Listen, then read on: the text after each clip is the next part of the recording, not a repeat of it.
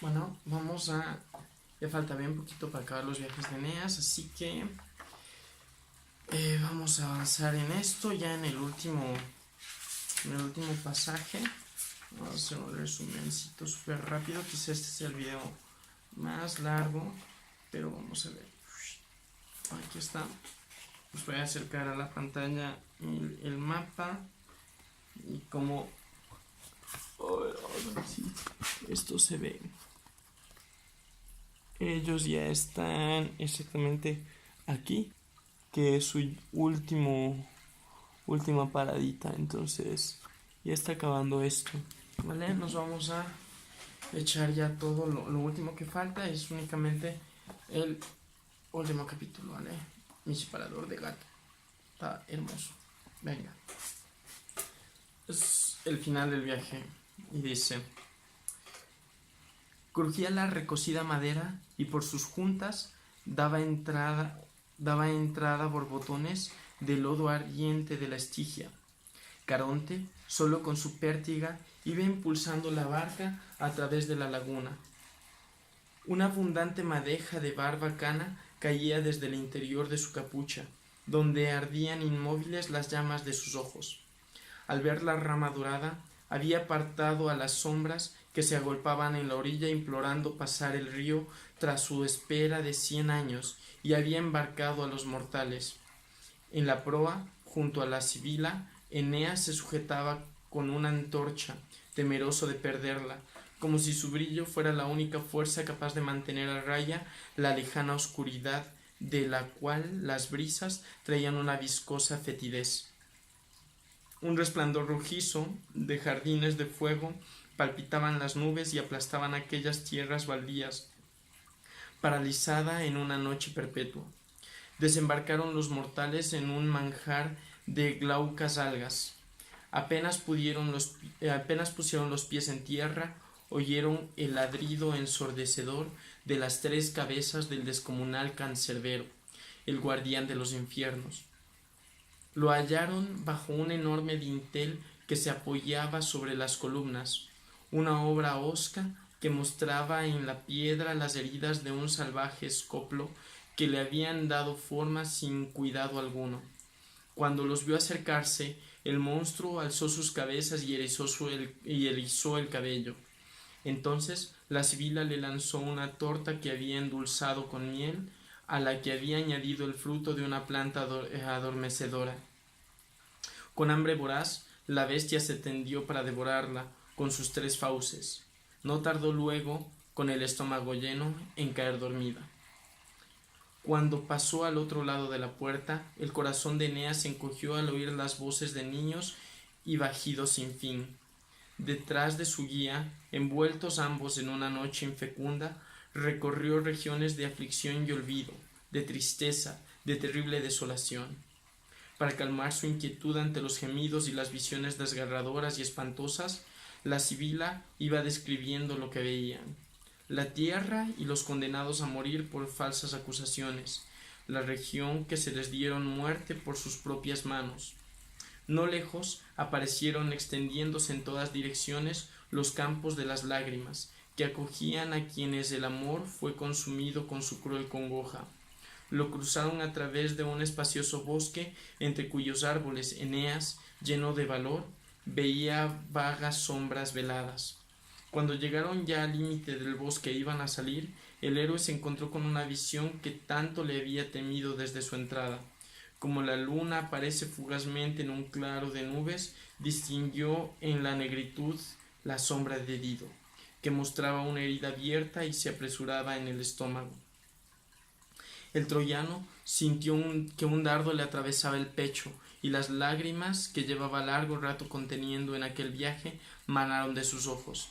Hizo ademán de ir a buscarla, pero la mano de la sibila lo sujetó del brazo y con una fuerza insospechada lo arrastró. Se volvió hacia su guía, arrasado por el llanto. Su mirada rogaba que le permitiera acudir a consolar a su amante. Mirándolo con torva faz, la sibila negó con la cabeza. Divisaron los muros forjados de una fragua de los cíclopes, en los cuales se abría una puerta abovedada. Más allá se encontraban los campos elíseos. la región gozosa en la que tenían su morada los virtuosos y heroicos, los honestos, los piadosos, los magnánimos. La sibila apresuraba su paso, pues había malgastado el tiempo en llantos aquí y allá. Siguiendo sus instrucciones, el héroe purificó su cuerpo con agua viva en una fuente aneja y luego prendió la rama dorada en una de las puertas. Cumpliendo su deber, la reina Perséfone le abrió la entrada al reino de la felicidad. Un ancho haz de aire puro y de luz de púrpura emergió del otro lado. Cubriéndose los ojos doloridos por el resplandor, Eneas se encaminó hacia allí. Su mirada se iba acostumbrando al brillo del sol y las estrellas, que lucían al tiempo en el cielo, e iba descubriendo una región de venturosas praderas enverdecidas y de sotos. En un terreno delimitado de arena rojiza se ejercitaban héroes corpulentos, semejantes a dioses, en pruebas atléticas y combates.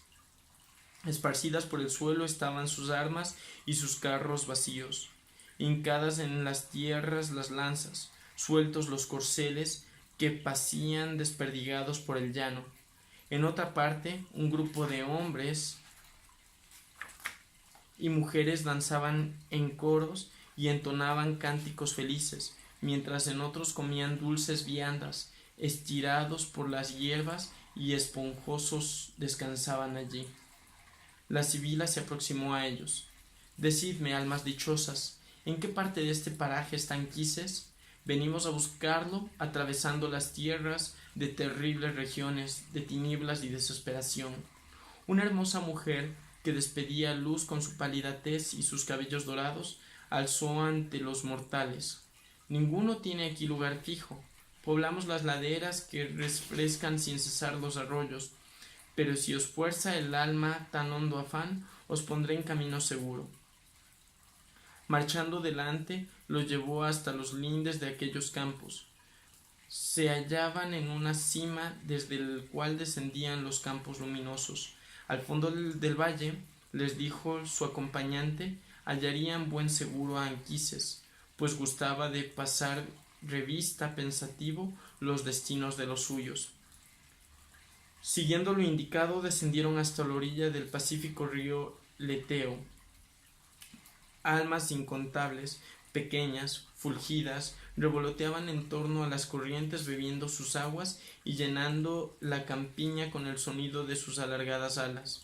Eran las almas destinadas a vivir en nuevos cuerpos, explicó la sibila, que al beber de aquellas aguas, las del olvido, se libraban de su pasado.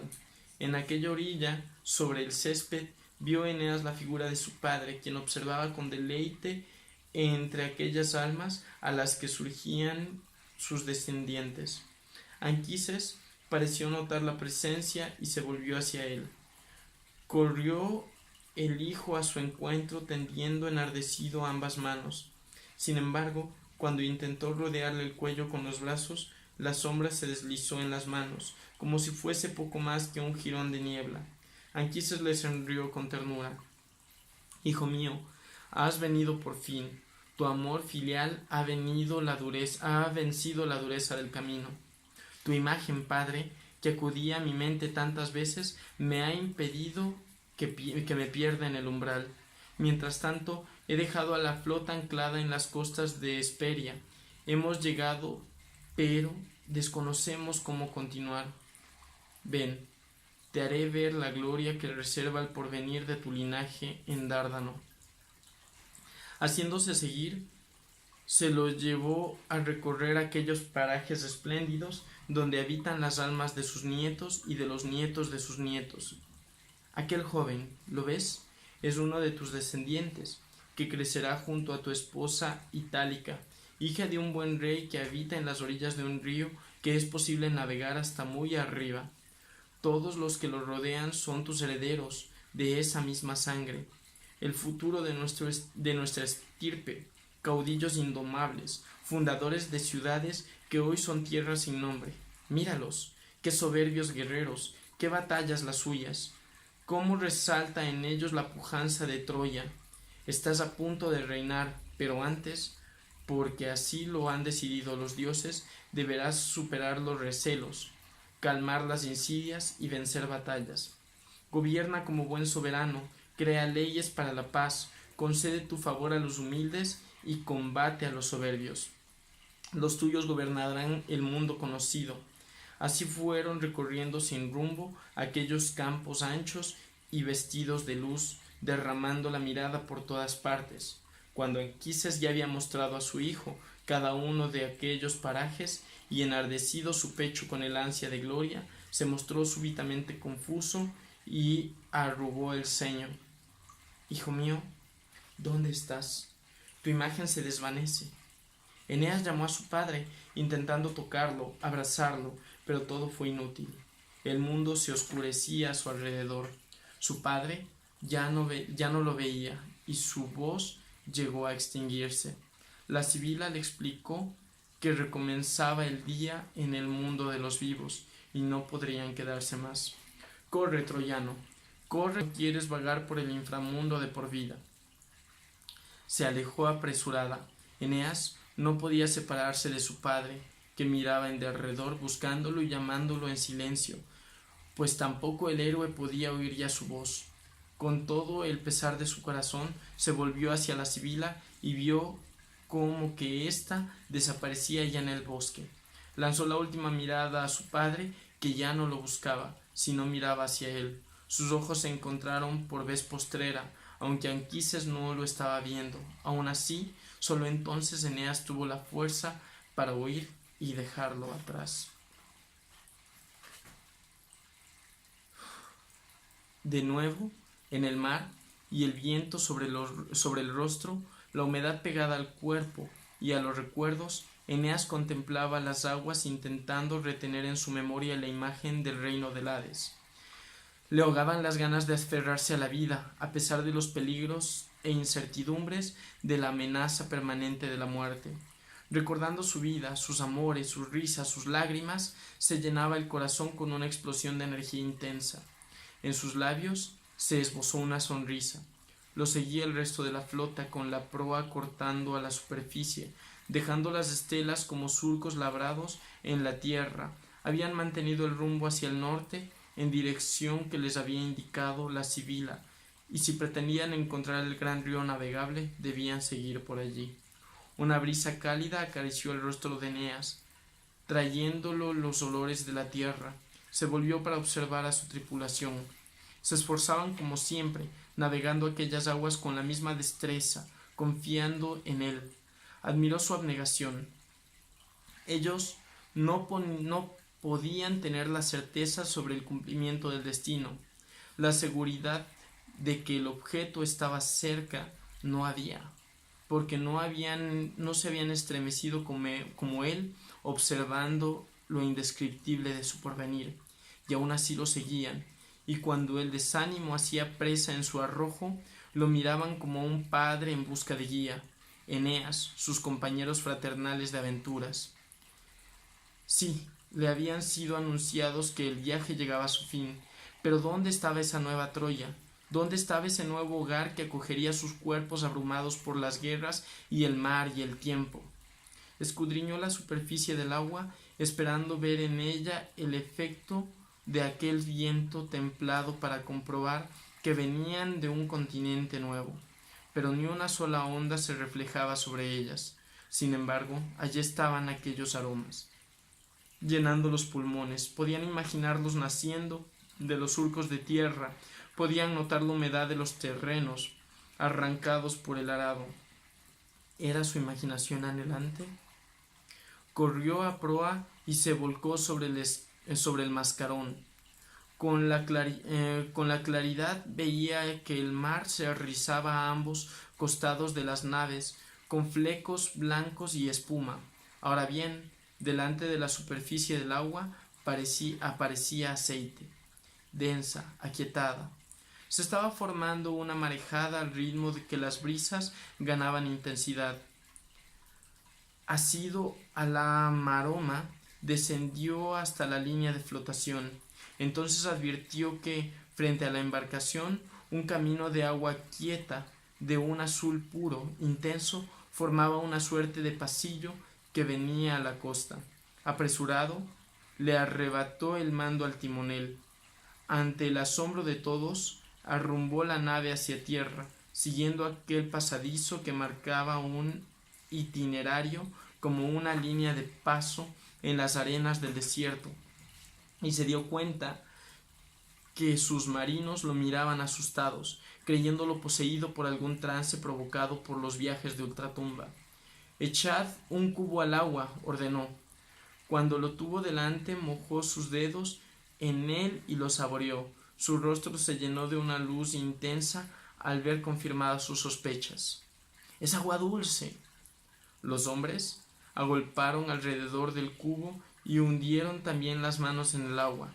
Eneas tenía razón. El vigía bramó entonces desde lo alto. Veía un río, un gran río, que desembocaba plácidamente en el mar. De allí venía el olor a tierra, las brisas templadas. Habiendo entrado por la boca del río, ataron las naves a un ribazo de césped en la orilla. Los troyanos bajaron a tierra y, como hacía ya largas jornadas que no se detenían en ciudad alguna, tuvieron que buscar frutas en los campos para alimentar a todo el mundo, pues andaban escasos de provisiones. Luego esparcieron a comer entre los pinares, tendidos a las sombras de los talludos árboles cargados de piñas. Eneas se reunió en una parte con los jefes principales. Ascanio, como siempre, fue con ellos. Como andaban faltos de todo, dispusieron las viandas encima de unas tortas de espelta que colocaron sobre el césped. Se sentaron alrededor a parlamentar sobre lo que harían a continuación. Tan hambrientos estaban que, consumiendo todo lo demás, comenzaron a comer las tortas que les servían de soporte. «Estamos comiendo las mesas», dijo Ascanio.